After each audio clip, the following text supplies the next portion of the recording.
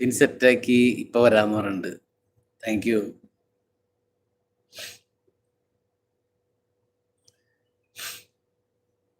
ഒരു നല്ല കാര്യം കണ്ടപ്പോൾ കൺഗ്രാറ്റ്സ് പറയാതെ പോകാൻ പറ്റില്ല. തീർച്ചയായിട്ടും ഞാൻ എപ്പോഴും നമ്മൾ പറയില്ലേ വീട് കയറുമ്പോഴും ഞാൻ നോക്കും അവരൊക്കെ മോണിയായോ എന്നിട്ട് അവിടെ കയറി 2 ഡാൻസൊക്കെ ആടിയിട്ടേ പോരുള്ളൂ. ഒരുപാട് ചാനലുകൾ നമ്മൾ നോക്കി നിൽക്കല മോണിയായിട്ടുണ്ട്.